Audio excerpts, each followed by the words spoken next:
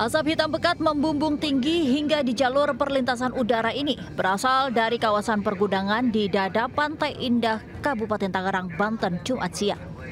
Diduga api berasal dari percikan api di gudang mainan akibat arus pendek listrik, kemudian menyebar ke gudang kimia dan gudang barang elektronik. Warga di sekitar lokasi panik berusaha menyelamatkan diri melihat si jago merah semakin membesar dan melahap material pergudangan. Beberapa kali bahkan terdengar suara ledakan dari lokasi kebakaran. Dibantu tim damkar, wilayah lainnya langsung diterjunkan ke lokasi untuk melokalisir api. Proses pemadaman makan waktu cukup lama karena banyaknya bahan mudah terbakar dan angin kencang. Dari Jakarta, tim liputan Ayus melaporkan. Ke informasi lainnya, pemirsa, kebakaran hebat menghanguskan gudang mainan dan gudang bahan kimia di kawasan pergudangan di Dadap, Pantai Indah, Kabupaten Tangerang, Banten, Jumat siang. Api yang cepat menyebar membuat tim pemadam kebakaran kesulitan melakukan pemadaman.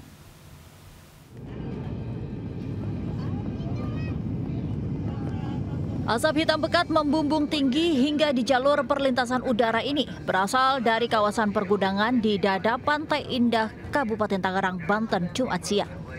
Diduga api berasal dari percikan api di gudang mainan akibat arus pendek listrik, kemudian menyebar ke gudang kimia dan gudang barang elektronik. Warga di sekitar lokasi panik berusaha menyelamatkan diri melihat si jago merah semakin membesar dan melahap material pergudangan.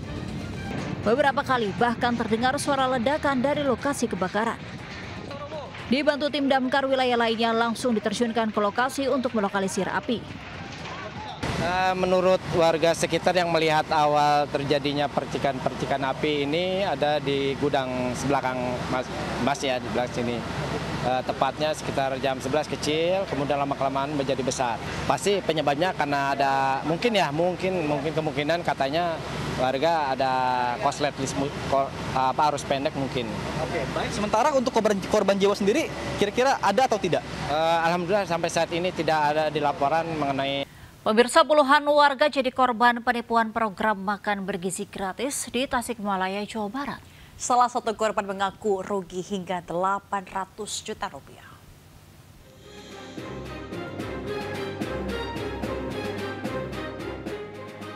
Orang menjadi korban penipuan modus perekrutan kerja dalam program makan bergizi gratis di Tasikmalaya. Awalnya korban diminta menyetorkan uang untuk mendapatkan sertifikat halal sebagai syarat kemitraan sebesar 8,5 juta rupiah hingga 20 juta rupiah. Penipuan dilakukan seorang yang mengaku sebagai perwakilan salah satu paguyuban menawarkan peluang sebagai pemasok makanan. Tak hanya itu, korban juga dijanjikan akan mengikuti bimbingan teknis sebagai persiapan di pemasok makanan dalam program MBG. Akibat kejadian ini, salah satu korban mengaku alami kerugian hingga 800 juta rupiah untuk mendirikan berbagai pendukung program MBG. Ya intinya ini pakai modal apa dulu gitu, istilahnya modal yang nggak ada juga diada-adain gitu. Pinjam lah istilahnya. Iya, mau pinjam lah, mau apalah gitu. Itu modal ditempel-tempelin semua gitu. Udah berupa kayak gini gitu. Ternyata memang kita juga di samping kita ikut ini organisasi Jakmir ini, kita juga mencari peluang yang lain, informasi yang sebenarnya. Dari hasil penelusuran, paguyuban tersebut ternyata tak memiliki keterikatan dengan program MBG resmi dan kuat dugaan merupakan jaringan penipuan. Dari Tasikmalaya, Jawa Barat, Asep Juaryono melaporkan. Pemirsa, kericuan terjadi saat eksekusi perumahan oleh Pengadilan Negeri di Tambun Selatan, Kabupaten Bekasi, Jawa Barat. Para penghuni rumah menolak eksekusi dengan menunjukkan sertifikat kepemilikan tanah.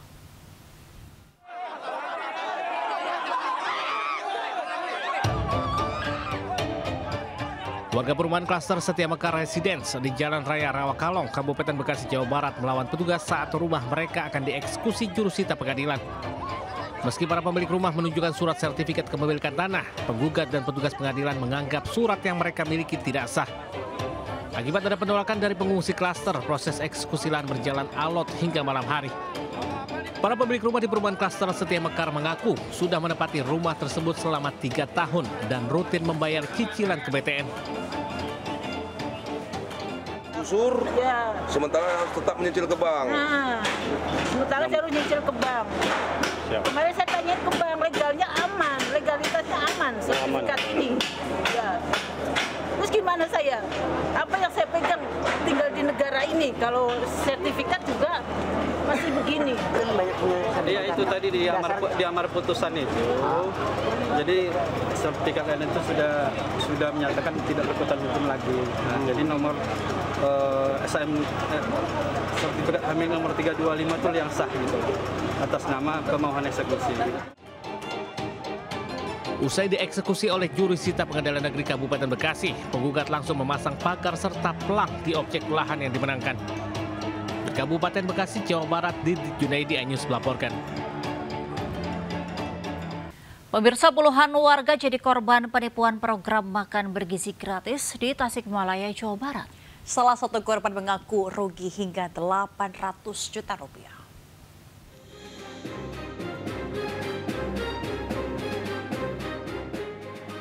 Orang menjadi korban penipuan modus perekrutan kerja dalam program makan bergizi gratis di Tasikmalaya. Awalnya korban diminta menyetorkan uang untuk mendapatkan sertifikat halal sebagai syarat kemitraan sebesar 8,5 juta rupiah hingga 20 juta rupiah. Penipuan dilakukan seorang yang mengaku sebagai perwakilan salah satu paguyuban menawarkan peluang sebagai pemasok makanan. Tak hanya itu, korban juga dijanjikan akan mengikuti bimbingan teknis sebagai persiapan bagi pemasok makanan dalam program MBG. Akibat kejadian ini, salah satu korban mengaku alami kerugian hingga 800 juta rupiah untuk mendirikan berbagai pendukung program MBG. Ya intinya ini pakai modal apa dulu gitu, istilahnya modal yang nggak ada juga diada-adain gitu. Pinjam lah istilahnya. Iya, mau pinjam lah, mau apalah gitu. Itu modal ditempel-tempelin semua gitu. Udah berupa kayak gini gitu. Ternyata memang kita juga di samping kita ikut ini organisasi Jakmir ini, kita juga mencari peluang yang lain, informasi yang sebenarnya. Dari hasil penelusuran, paguyuban tersebut ternyata tak memiliki keterikatan dengan program MBG resmi dan kuat dugaan merupakan jaringan penipuan. Dari Tasikmalaya, Jawa Barat, Asep Juaryono melaporkan.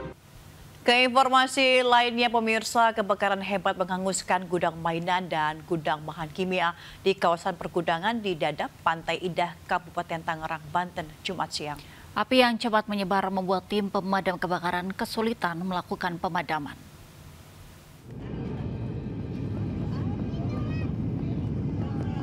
Asap hitam pekat membumbung tinggi hingga di jalur perlintasan udara ini berasal dari kawasan pergudangan di Dadap, Pantai Indah, Kabupaten Tangerang, Banten, Jumat siang. Diduga api berasal dari percikan api di gudang mainan akibat arus pendek listrik, kemudian menyebar ke gudang kimia dan gudang barang elektronik. Warga di sekitar lokasi panik berusaha menyelamatkan diri melihat si jago merah semakin membesar dan melahap material pergudangan. Beberapa kali bahkan terdengar suara ledakan dari lokasi kebakaran. Dibantu tim damkar, wilayah lainnya langsung diterjunkan ke lokasi untuk melokalisir api. Menurut warga sekitar yang melihat awal terjadinya percikan api ini ada di gudang sebelakang Mas ya, di belakang sini. Tepatnya sekitar jam 11 kecil, kemudian lama-kelamaan menjadi besar. Pasti penyebabnya karena ada mungkin kemungkinan katanya warga ada korslet arus pendek mungkin. Oke, baik. Sementara untuk korban jiwa sendiri kira-kira ada atau tidak? Alhamdulillah sampai saat ini tidak ada dilaporan mengenai adanya korban jiwa dalam kebakaran ini. Proses pemadaman makan waktu cukup lama karena banyaknya bahan mudah terbakar dan angin kencang. Dari Jakarta, tim liputan Ayus melaporkan. Pemirsa, angin kencang melanda sejumlah daerah di Jawa Timur. Ya, di Kediri 1 orang tewas, sementara di Bondowoso 5 orang terluka akibat tertimpa pohon tumbang.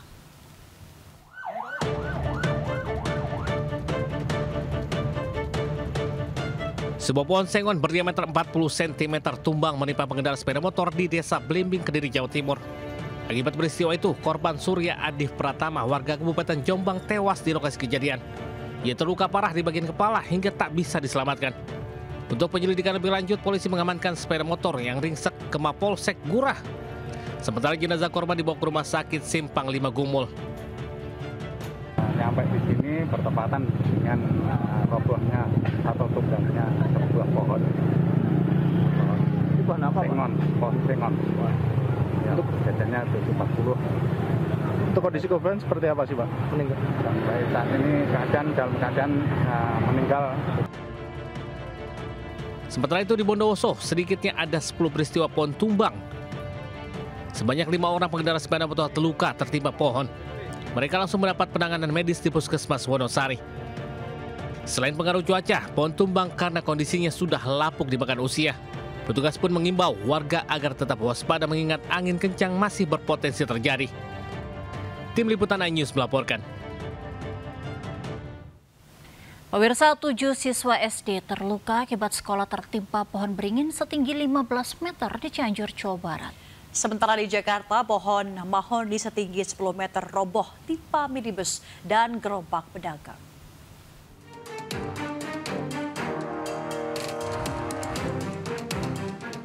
Tujuh siswa terluka akibat tertimpa pohon beringin setinggi 15 meter di SDN Sukasari, Campaka, Cianjur, Jawa Barat. Akibat kejadian ini, 2 siswa luka berat dan 5 luka ringan dan harus dirawat di puskesmas setempat. Seluruh biaya pengobatan korban akan ditanggung Dinas Pendidikan Pemuda dan Olahraga Kabupaten Cianjur. Sementara itu, tenda darurat juga didirikan untuk menunjang kegiatan belajar mengajar sementara waktu sambil menunggu pembangunan ruang kelas baru antara bulan Februari dan Maret mendatang. Sementara di kawasan Bulungan, Kebayoran Baru, Jakarta Selatan, pohon mahoni berdiameter 1 meter dan tinggi 10 meter ini tumbang akibat diterjang hujan deras disertai angin kencang. Akibatnya minibus yang tengah terparkir dan sebuah gerobak pedagang ringsek tertimpa dahan pohon. Selain itu, pohon juga menutupi badan jalan. Petugas PPSU dan Dinas Pertamanan mengevakuasi pohon dengan memotong menjadi beberapa bagian dengan mesin pemotong. Saat ini dahan pohon pun sudah bisa dievakuasi sehingga jalan yang sempat tertutup sudah bisa dilintasi kendaraan. Tim Liputan iNews melaporkan. Pemirsa, model Larasati Nugroho alami kecelakaan di Jalan Ulu Jami di Jakarta Selatan. Mobilnya ringsek setelah menghantam gerobak dan pohon hingga terguling.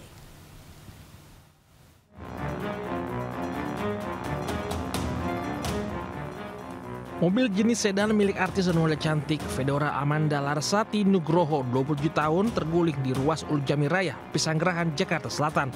Sebelum terbalik, mobil ini menabrak gerobak dagangan warga serta pohon di bahu jalan. Menurut saksi lokasi, mobil yang kendari Larasati Nugroho melaju kencang dari arah Cipulir menuju Pesanggerahan, Jakarta Selatan.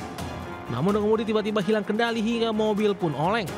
Diduga ia mengantuk hingga kurang konsentrasi saat berkendara di jalan yang licin. Sementara hasil tes kandungan narkoba dalam urin Larasati Nugroho dinyatakan negatif. Lagi tidur, kedengar dari mobil dari arah sono kenceng banget. Tiba-tiba kebalik ke mobil. Dari orang sekitar ngedengar katanya itu udah dari jauh udah oleng. Terus keserempet gerobak, habis gerobak langsung pohon. Guna penyelidikan lebih lanjut, kasus kecelakaan ini ditangani unit Laka Lantas Polres Metro Jakarta Selatan. Dari Jakarta, Helmi Sayangbati melaporkan. Pemirsa, jalan penghubung 2 desa tertutup longsor usai hujan deras mengguyur Depok, Jawa Barat. Sementara di Kudus dan Pekalongan banjir juga masih merendam permukiman warga.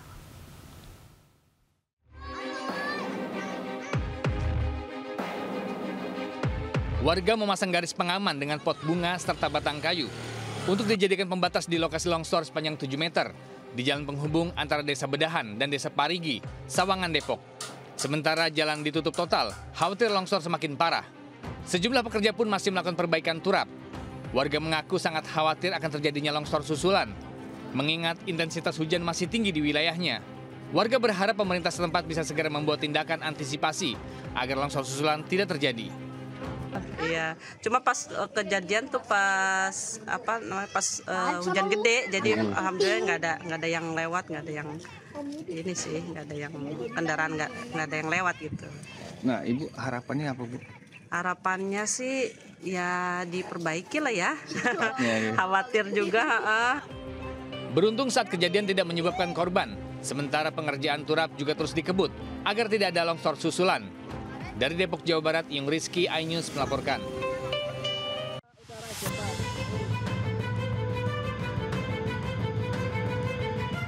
Intensitas hujan yang tinggi membuat sejumlah sungai meluap di Kabupaten Kudus, Jawa Tengah. Di antaranya Sungai Piji di Desa Menjobo dan Sungai Peceho di Desa Golan Tepus.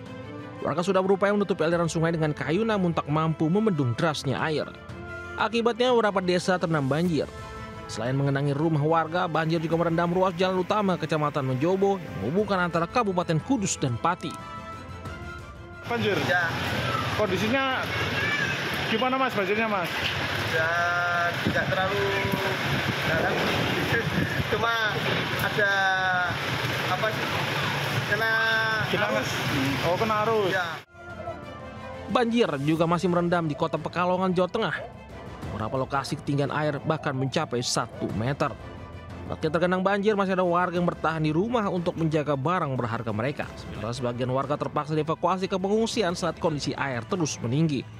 Data BPBD di Kota Pekalongan ada sebanyak 362 warga mengungsi di berbagai lokasi, yaitu di aula kecamatan, masjid, dan lainnya. Tim Liputan iNews melaporkan. Pemirsa, diduga terbawa banjir, seekor ular sanca ditemukan warga di Gorong-Gorong, kawasan Tambora, Jakarta Barat. Penemuan ular sepanjang 4 meter itu pun menghebohkan warga.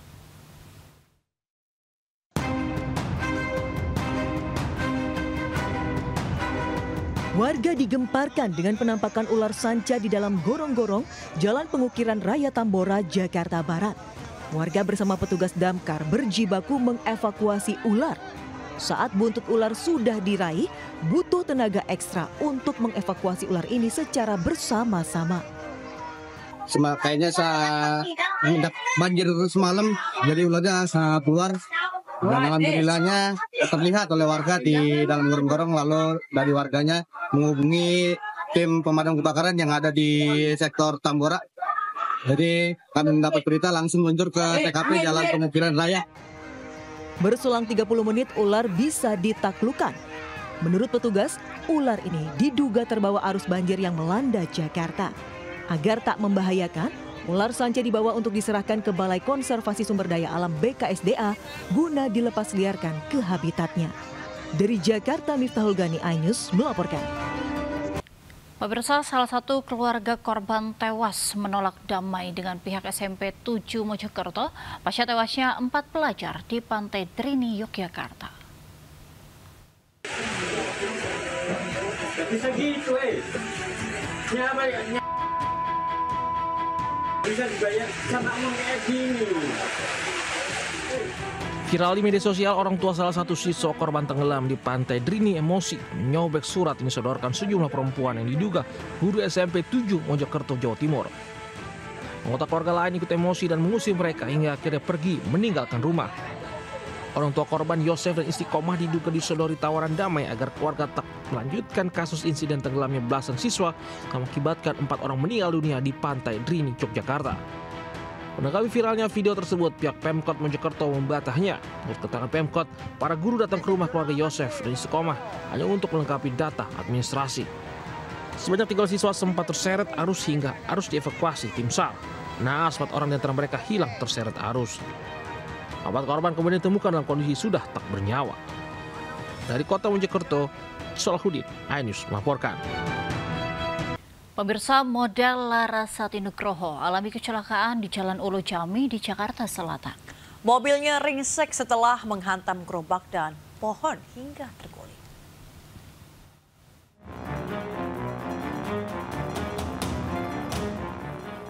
Mobil jenis sedan milik artis dan model cantik Fedora Amanda Larasati Nugroho, 27 tahun, terguling di ruas Ulu Jami Raya, Pesanggerahan, Jakarta Selatan. Sebelum terbalik, mobil ini menabrak gerobak dagangan warga serta pohon di bahu jalan. Menurut saksi di lokasi, mobil yang kendari Larasati Nugroho melaju kencang dari arah Cipulir menuju Pesanggerahan, Jakarta Selatan. Namun pengemudi tiba-tiba hilang kendali hingga mobil pun oleng. Diduga ia mengantuk hingga kurang konsentrasi saat berkendara di jalan yang licin. Sementara hasil tes kandungan narkoba dalam urin Larasati Nugroho dinyatakan negatif. Lagi tidur, mendengar dari mobil dari arah sono kencang banget. Tiba-tiba kebalik no mobil. Dari orang sekitar ngedengar katanya itu udah dari jauh udah oleng. Nah, ya. Terus keserempet gerobak, habis gerobak langsung pohon. Guna penyelidikan lebih lanjut, kasus kecelakaan ini ditangani unit Laka Lantas Polres Metro Jakarta Selatan. Dari Jakarta, Helmi Sayangbati melaporkan. Pemirsa, 7 orang dalam satu keluarga keracunan usai menyantap jamur liar di Kabupaten Garut, Jawa Barat. Seluruh korban dilarikan ke puskesmas karena pusing, mual, dan panas di bagian dada.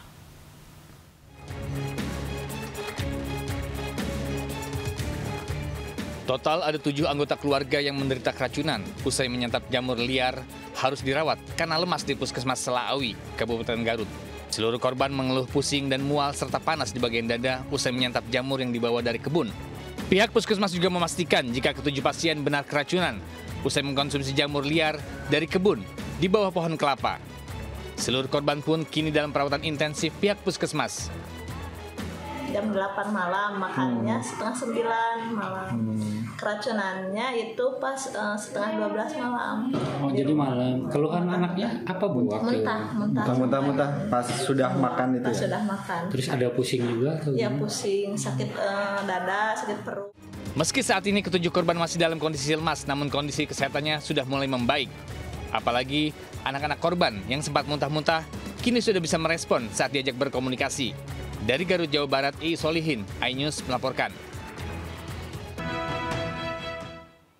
Pemirsa, Abraham Samad, pimpinan KPK 2011-2015 melaporkan dugaan tindak pidana korupsi pada proyek PIK 2 atau Pagar Laut.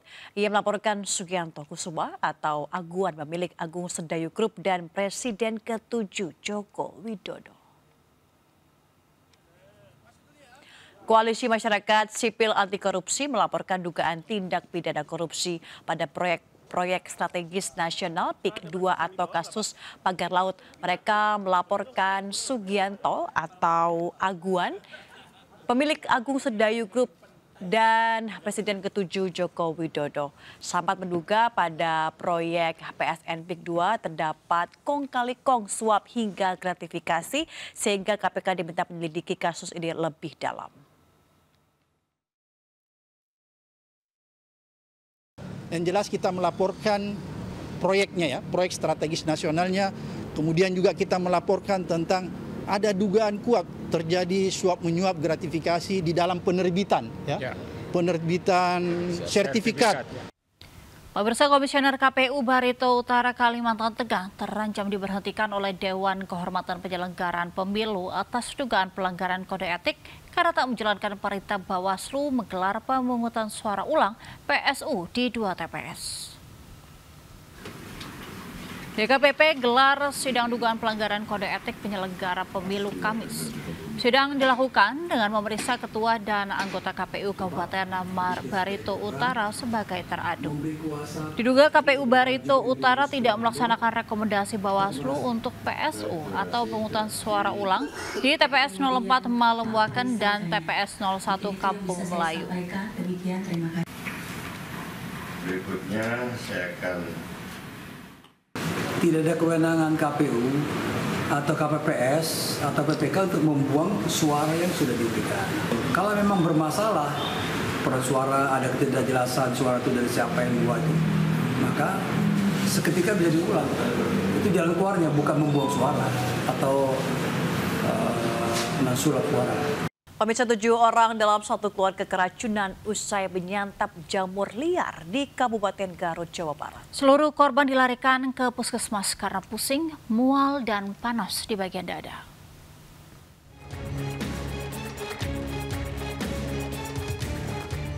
Total ada 7 anggota keluarga yang menderita keracunan usai menyantap jamur liar harus dirawat karena lemas di Puskesmas Selaawi, Kabupaten Garut.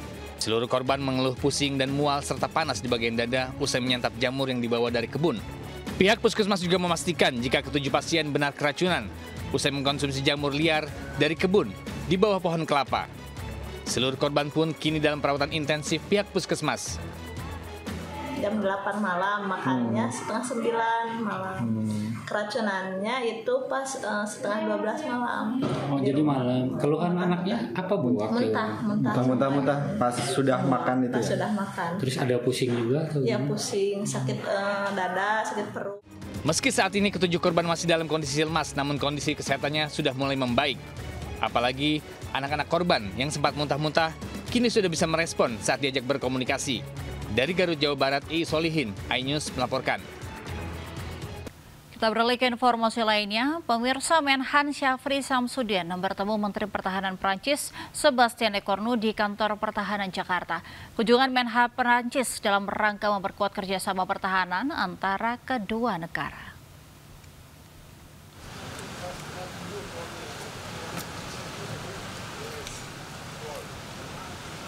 Menteri Pertahanan Republik Indonesia Syafri Samsudin menyambut kedatangan Menteri Pertahanan Prancis Sébastien Lecornu di kantor Kementerian Pertahanan di Jalan Merdeka Barat, Jakarta pada hari Jumat. Kedatangan Lecornu disambut dengan upacara apel pasukan. Lecornu dan Syafri pun berjalan bersama mengecek pasukan upacara. Keduanya juga membahas peluang kerjasama pertahanan. Salah satunya kedua negara berencana menyelenggarakan latihan bersama dan pertukaran personel, serta kerjasama bidang peralatan militer termasuk transfer teknologi.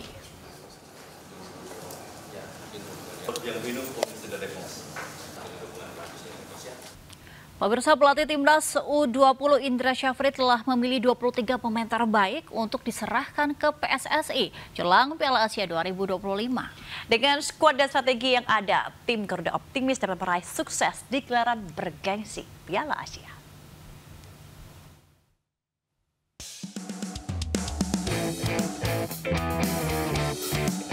Usai melakukan uji coba dalam turnamen mandiri U20 Challenge Series 2025 di Sidoarjo, Jawa Timur dengan laga pamungkas menaklukkan India 4-0.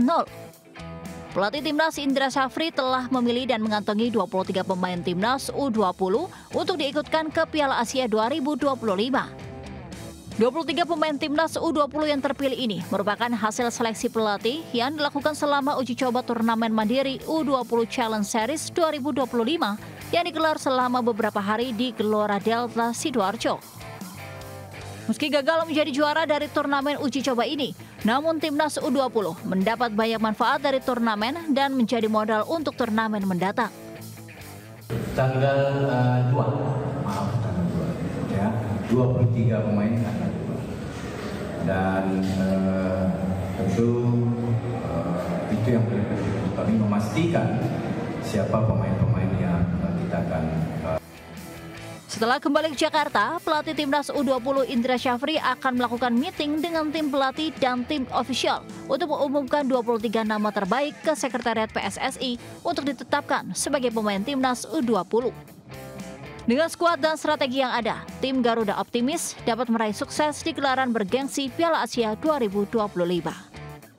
Dari Sidoarjo, Jawa Timur, Pramono Putra, Ayus melaporkan. Pemirsa, timnas futsal Indonesia berhasil mengalahkan Jepang dengan skor tipis 1-0 dalam turnamen International Four Nation World Series 2025. Gol sepatawayang timnas Garuda diciptakan oleh Samuel Eko Putra Tampu Bolon di babak kedua. Pertandingan sengit antara timnas futsal Garuda melawan tim Samurai Biru Jepang terjadi sejak awal laga. Pada babak pertama, Jepang langsung intens menebar serangan ke gawang timnas Garuda. Beruntung Muhammad Al-Bagir tampil apik dengan penyelamatan penting di bawah mistar gawang dan memaksa hasil imbang pada babak pertama dengan skor 0-0. Di babak kedua, Jepang tidak mengendurkan serangan, namun raungan supporter tuan rumah di Jakarta International Velodrome Jakarta Timur semakin bergemuruh menyemangati timnas Garuda. Hasilnya, tim asuhan Hector Souto mampu mencuri gol pada menit ke-29 yang dicetak oleh Samuel Eko Putra Tampu Bolon memanfaatkan umpan dari Rio Pangestu. Duel sengit juga terjadi antara tim Tenggo Argentina dan tim Elang Hijau Arab Saudi.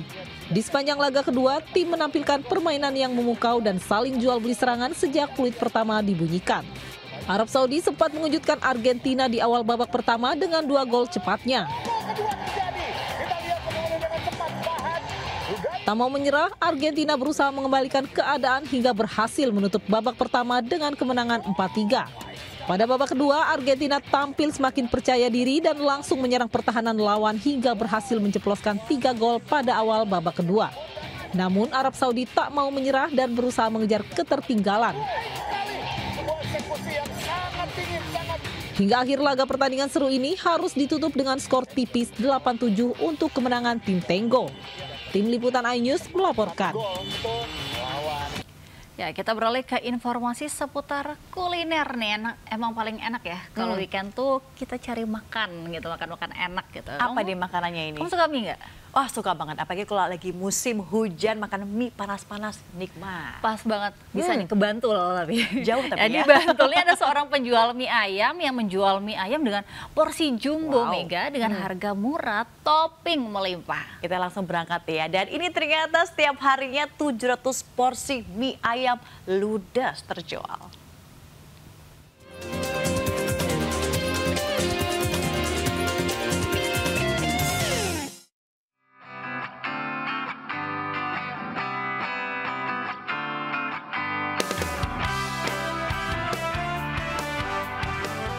Ini dia mie ayam murah meriah dengan topping melimpah.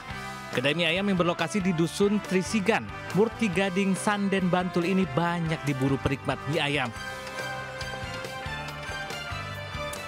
Sutarno, pemilik dari warung mie ayam ini sudah berjualan mie ayam sejak 14 tahun lalu. Sutarno pun sengaja membuat menu mie ayam luber, yakni mie ayam dengan ukuran dan topping melimpah. Potongan daging yang dibuat luber membuat mangkuk mie ayam dialasi piring. Tampilan mie ayam yang menggugah selera ini pun viral di media sosial membuat warga berbondong-bondong ingin mencicipi rasanya. Setiap hari sedikitnya 700 porsi mie ayam terjual yang menghabiskan 70 kg mie dan 25 kg daging ayam. Di hari libur atau akhir pekan, penjualan mie bahkan mencapai 900 porsi. Banyak yang suka itu? Alhamdulillah kalau anak-anak sekolah pasti yang luber. Berapa harganya? 8.000. Ya, untung lah. Dikit-dikit tapi kan habisnya banyak. Rasanya enak, mie-nya kenyal, porsinya melimpah. Kencang ya, Pak? Iya. Dengan harga segitu kira-kira menurut Mbak murah nggak sih? Dengan harga segitu habis dapatnya? Murah sekali. Terjangkau, sangat terjangkau untuk masyarakat. Enak sih, banyak banget. Sampai luber-luber. Warung mie ayam luber di Bantul ini buka setiap hari, mulai pukul 10 pagi hingga pukul 8 malam. Topping melimpah dengan harga murah meriah. Mie ayam luber Bantul pun diburu semua kalangan, mulai dari anak-anak hingga orang dewasa. Dari Bantul, Yogyakarta, Trisna Purwoko, iNews melaporkan. Pemirsa, kawanan monyet liar kembali masuk ke pemukiman warga di Bekasi, Jawa Barat. Bahkan kawanan monyet memasuki pekarangan rumah hingga bergantungan di kabel listrik.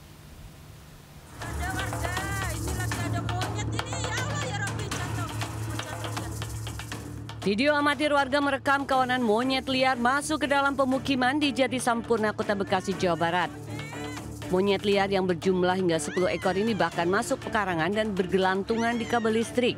Keberadaan mereka membuat warga panik dan khawatir. Warga melapor ke pihak Dinas Pemadam Kebakaran dan kepolisian. Kawanan monyet liar ini diduga keluar dari habitatnya dari kawasan Bumi Perkemahan Cibubur. Warga pagi-pagi udah resah di grup rumah itu banyak monyet tuh berkeliaran di seputaran saya nih, sampai di belakang rumah juga ada sini yang lewat kabel tuh. Itu banyak sampai 6 atau 7 ekor dan besar-besar.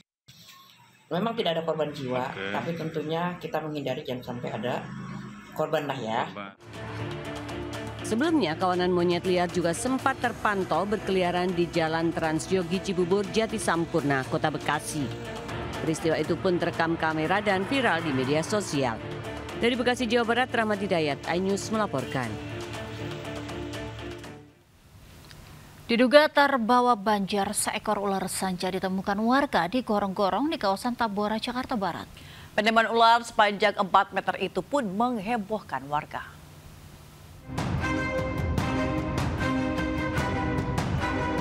Warga digemparkan dengan penampakan ular sanca di dalam gorong-gorong Jalan Pengukiran Raya Tambora, Jakarta Barat.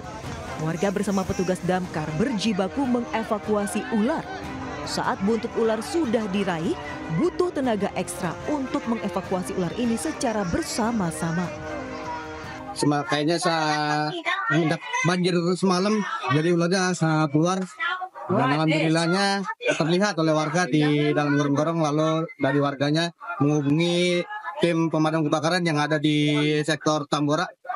Jadi kami mendapat berita langsung meluncur ke TKP Jalan Pengukiran Raya. Berselang 30 menit ular bisa ditaklukkan. Menurut petugas, ular ini diduga terbawa arus banjir yang melanda Jakarta. Agar tak membahayakan, ular sanca dibawa untuk diserahkan ke Balai Konservasi Sumber Daya Alam BKSDA guna dilepas liarkan ke habitatnya. Dari Jakarta, Miftahul Gani, iNews melaporkan. Diduga akibat cuaca buruk, kapal pesiar yang ditumpangi dua pasangan WNA asal Australia mengalami kerusakan pada mesin. Keduanya terdampar dan telah diselamatkan oleh warga di Pulau Giliiang, Sumeneb.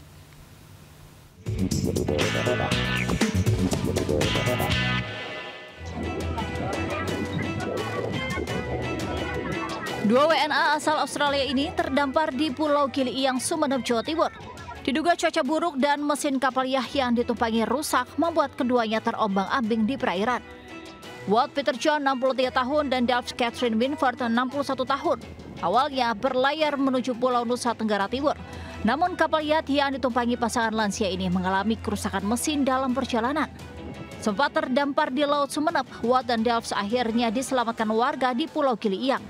Warga langsung memberikan sarung untuk mereka gunakan sebagai pengganti pakaian yang basah. Kapal yang terdampar di Pulau Giliiang, Kecamatan Duke, di mana kapal tersebut memuat dua penumpang suami istri yang berasal dari Australia. Dan saat ini kedua korban dalam keadaan selamat dibantu oleh warga. Kapal yacht milik turis ini sudah dievakuasi dan selanjutnya pihak kepolisian akan membantu menghubungi teknisi untuk memperbaiki mesin kapal. Dari Sumeneb, Madura, Jawa Timur, Faris Purnama, iNews melaporkan.